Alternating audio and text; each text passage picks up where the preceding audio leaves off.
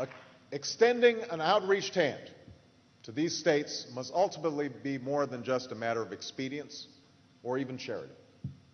It must be about recognizing the inherent equality and worth of all people. And it's about showing the world that America stands for something, that we can still lead.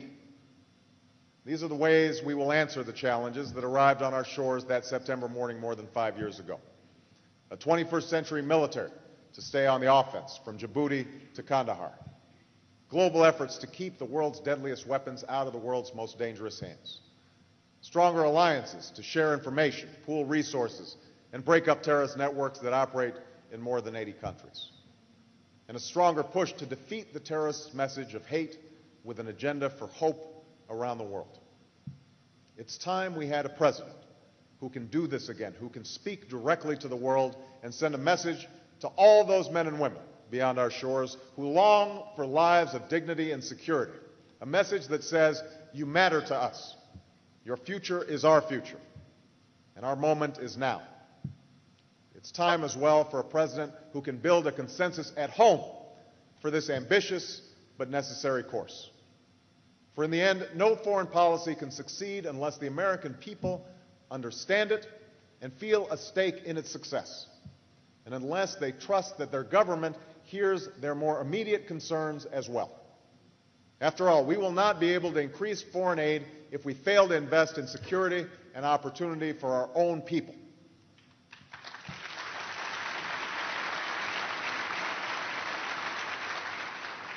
We can't negotiate trade agreements to help spur development in poor countries so long as we provide no meaningful help to working Americans burdened by the dislocations of a global economy. We can't expect Americans to support placing our men and women in harm's way if we cannot prove that we will use force wisely and judiciously.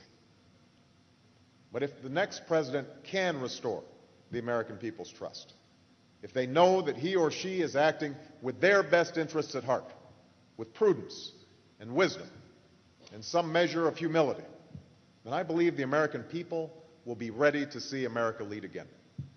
They will be ready to show the world that we are not a country that ships prisoners in the dead of night to be tortured in far-off countries, that we are not a country that runs prisons which lock people away without ever telling them why they're there or why they're what they're charged with, that we are not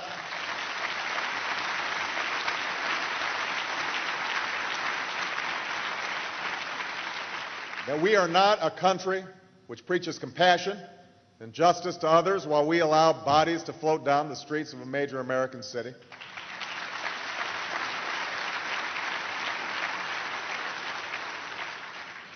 That is not who we are.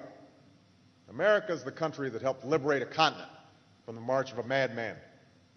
We are the country that told the brave people of a divided city that we were Berliners too. We sent generations of young people to serve as ambassadors for peace in countries all over the world. And we're the country that rushed aid throughout Asia for the victims of devastating tsunamis. Now it's our moment to lead, our generation's time to tell another great American story. So someday we can tell our children that this was the time when we helped forge peace in the Middle East, that this was the time when we confronted climate change and secured the weapons that could destroy the human race. That this was the time when we brought opportunity to those forgotten corners of the world. And this was the time when we renewed the America that has led generations of weary travelers from all over the world to find opportunity and liberty and hope on our doorstep. Many of you know one of those travelers was my father. I barely knew him, but when, after his death, I finally took my first trip to his tiny village in Kenya and asked my grandmother if there was anything left from him. She opened a trunk and took out a stack of letters, which she handed to me.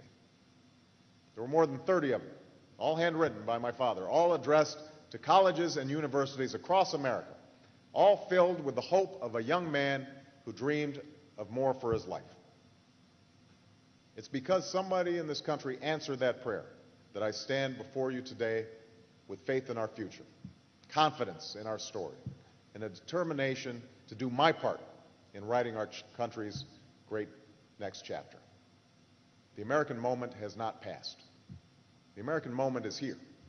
And like generations before us, we will seize that moment and begin the world anew. Thank you very much, everyone. Thank you. Thank you. Thank you.